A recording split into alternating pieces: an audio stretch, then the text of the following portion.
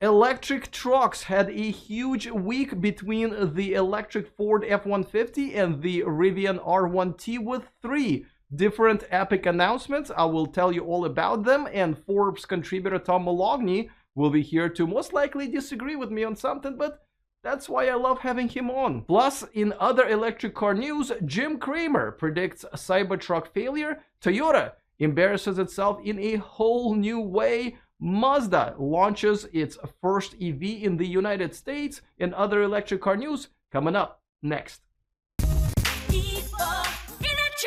Welcome to E4 Electric. Don't forget to click on that subscribe button and the bell notification icon so you don't miss all of the exciting electric car news moving forward. Only a few months ago, the only electric trucks we were thinking about were either the ones with the sharp edges or the holes in them. But in May, this happened. That's right, world's best-selling pickup truck has gone electric, and only a few months later, the reservation count has now crossed 120,000. For a while, it looked like there was really no reason to even make a reservation at that point. It's like getting on a wait list at a fancy restaurant half an hour before closing. You will check in on Facebook at Le Berger, but your Instagram stories are going to be from Taco Bell. The Prius. Taco Bell is the Prius in my little story. But now it looks like Ford is realizing that their baby is not as ugly as they first thought. It's actually kind of cute, and a lot of people want to pinch its cheeks. 120,000 of them, actually. Aww, look at that baby playing with mud. Reminds me of my childhood in Russia.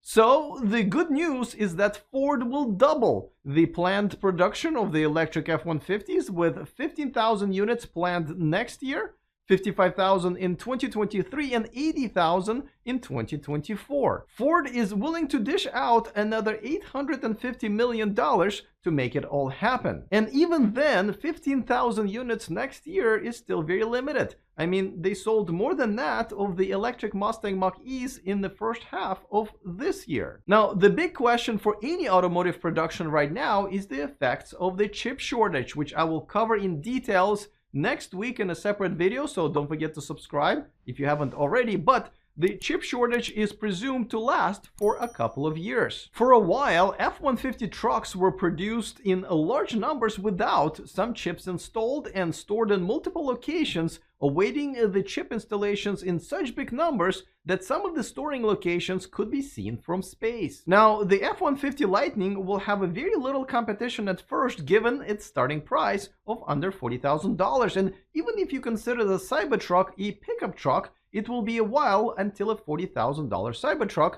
is sold. And let's be honest, can we, my dear musketeer friends? Knowing Tesla, there is still a good chance that we'll never see a $40,000 Cybertruck, like we've never really seen a $35,000 Model 3 or a 40 kilowatt-hour Model S or a $40,000 Model Y. However, by 2024, when Ford is planning to produce and sell 80,000 of those suckers, there will be some stiff competition, including the Cybertruck, Rivian, which is the next story I'll talk about in just a second, so stick around, Chevy Silverado, probably Ram, possibly Lordstown Motors, and a couple of others.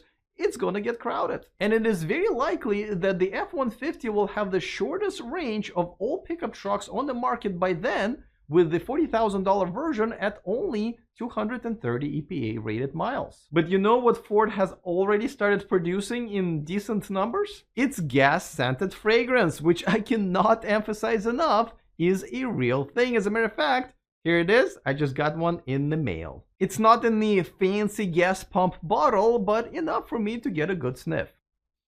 It doesn't really smell like gasoline, but it does make me want to clean my windshield and buy an overpriced 3-day-old sandwich, so it's kind of like being at the gas station. For more, we turn to someone who's not only seen the electric F-150 prototype in person, but also got to visit the factory where it will be made, the Forbes contributor and the host of the State of Charge YouTube channel, Tom Moloughney. But before that, a quick reminder that this video is brought to you by the Volkswagen Id4ev, which I am now a proud owner of. In addition to all of the gadgets and perks, it comes with 3 years of unlimited charging at over 500 Electrify America DC fast chargers here in the United States. See if you love the ID4 as much as I do by exploring the link in the description of this video. All right, Tom, so they've passed 120,000 reservations.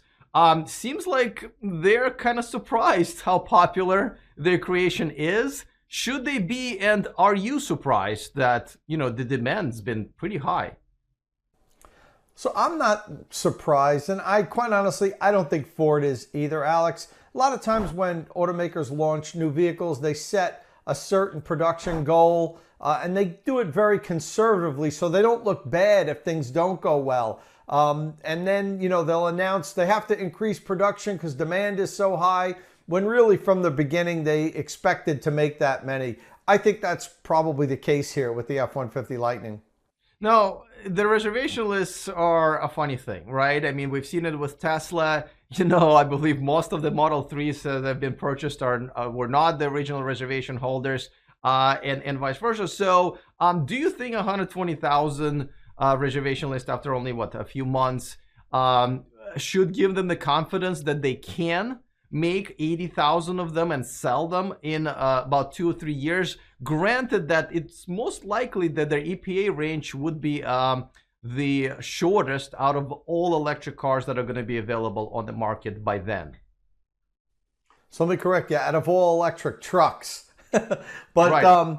You know, the thing about that, Alex, is, as I've said before on the show, 300 miles of range is going to be more than enough for a huge portion of the customers. Won't be enough for everyone. So yeah, I'm not really concerned about demand. There's going to be tremendous amount of demand for this, and I don't think it's necessarily tied to the fact that they have all these reservations, because as we know, they don't always translate. I think Ford is basing that on their feedback they've gotten from people like myself in the media and other people that have gotten a chance to see the F-150 Lightning up close.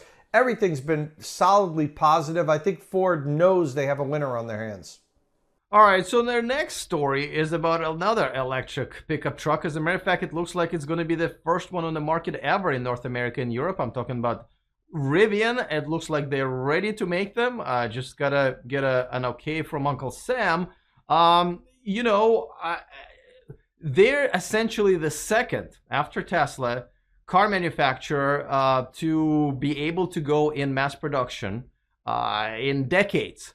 And there are a lot of others that have tried, right? You know, Lucid, Faraday Future, Fisker, there's so many. What did Rivian do right, you know, above everybody else to get here, and to get here with an amazing product and about, what, $10 billion in the bank? So yeah, Alex, I'm a big believer in people, and I think it was just a matter of them having the right people at the helm and running this company. And it all begins with RJ, but it wasn't him alone. They had the right people, they had the right concept, the right type of vehicle at the right time, and everything kind of just molded together to really create the perfect storm for Rivian. And I think they chose a good path, and I'm excited for seeing what comes ahead for the company. No, same here. Now, a lot of people don't know that when they unveiled their truck, what, 3 years ago, they were in a stealth mode for almost a decade before that. Do you think the fact that they had no pressure from really anybody outside to, you know, make changes and tweak the product and really change directions at, you know, at one time, do you think the stealth mode really helped them to actually get to market before everybody else? No, I don't. I don't think it helped them get to market, but I think it helped craft the public perception that they're a winner. You know, if the public and everybody had known that they were trying to build a different type of vehicle for a few years and then scrapped it and then decided, let's do a pickup truck, you know, people might be looking at them with a little concern and saying, you know, does this company have its feet strongly planted on the ground? But the fact that they were in stealth mode and people didn't really know when the company started that they had to change course, then that's, I think, really helped them with public perception. Because as you know, they have a really good public perception right now. Very few people think poorly of Rivian, and that's really helped with valuation and just the general perception that they're a winner and they're going to succeed. Now, I know what you're thinking. That guy should have his own YouTube channel. And I agree. And he does, and I linked to it in the description of this video. Check it out. As me and Tom have already mentioned, Rivian has announced that it is ready to deliver its first vehicle and to officially declare itself a winner in a race between all car manufacturers to bring the very first real electric truck to market. It's been a long journey for Rivian that was founded over a decade ago and had to pivot away from its original sports car concept into the all-electric pickup truck, which was finally unveiled 3 years ago. I was at the original unveiling and I had no idea what that day was going to mean to the electric car industry. Honestly, I thought I was interviewing Clark Kent, and I probably wouldn't even waste my time if I knew that Rihanna was there, which she was. And I didn't know until I was already gone. I could have had a selfie with Rihanna. And instead, all I got was a bunch of footage of some electric truck. It looks like Rivian is waiting for the government approval to move forward with the deliveries, whatever that means, but it is still on track for its first deliveries to start next month. But that's not all. Get this, Rivian has filed for the IPO to go public, and this is the most legit way to go public compared to what many other EV startups have done using the reverse merger method. The IPO was filed at an $80 billion evaluation, which at this point will make Rivian the 5th most valuable automaker in the world, ahead of GM, BMW, Ford, Honda, Nissan, and many others. It's amazing that we are finally going to see electric pickup trucks on the road this year, which, by the way, is the topic of my conversation with our monthly contributor Sandy Munro. So tune in a couple of weeks. Before we move on to the next story, let's check out the comment of the week. I will never buy a car made in China, says Mr. H, where I'm assuming H stands for hypocrisy? Because regardless of whether or not you typed this message on your phone or a laptop, the chances are that it is probably partially made in China, and so were the clothes that you were wearing while you were typing that message. What happened to all of those comments about how the color of my shirt sucks? I miss those. Jim Cramer, the carrot top of investment advisors, was asked about Tesla the other day, and here's what he had to say. Go buy an F-150.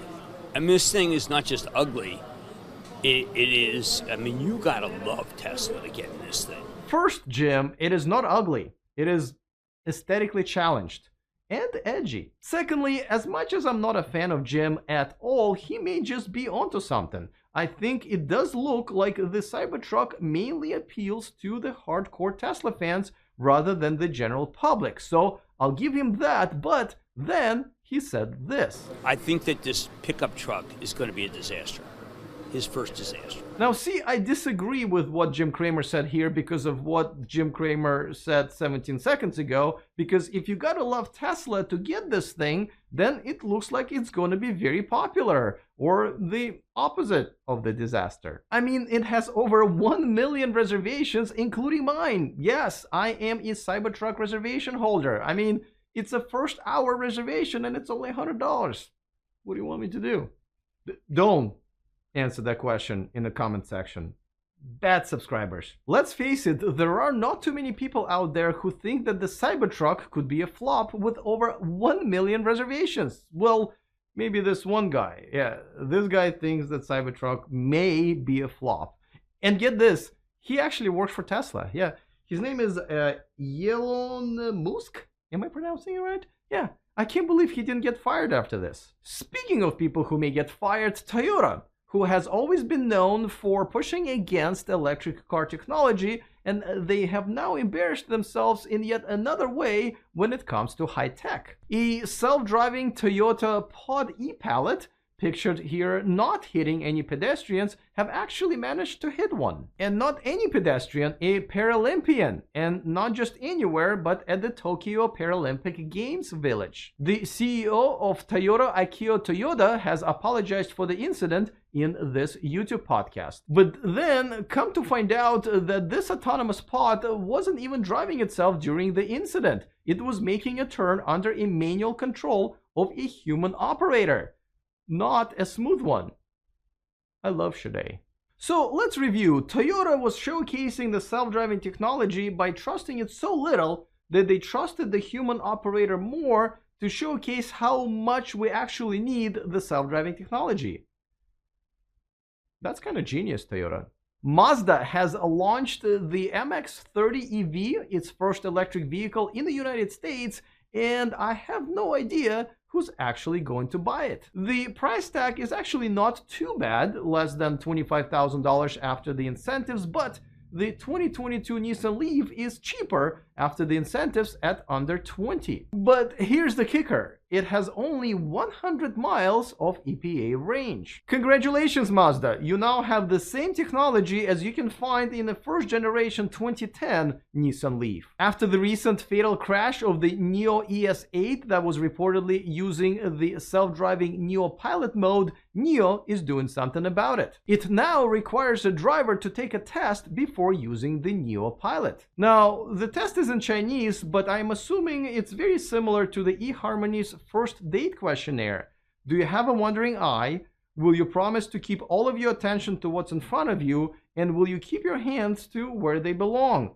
Let me know in the comment section how you did with all three questions. Now, this strategy is actually not new. Another Chinese EV startup, XPeng Motors, has already implemented a very similar test with its X-Pilot software earlier this year. By the way, XPeng Motors has started shipping its second model to Europe. The first batch of P7 electric sedans are now on their way to Norway. Don't forget to join me for the weekly live stream every Tuesday at 1 p.m. Pacific. This time we're going to be talking about why you picked the electric car that you picked and everything else that comes to mind during the first hour. All right, looking forward to all of your comments. Other than that, see you guys next time, and remember to stay charged.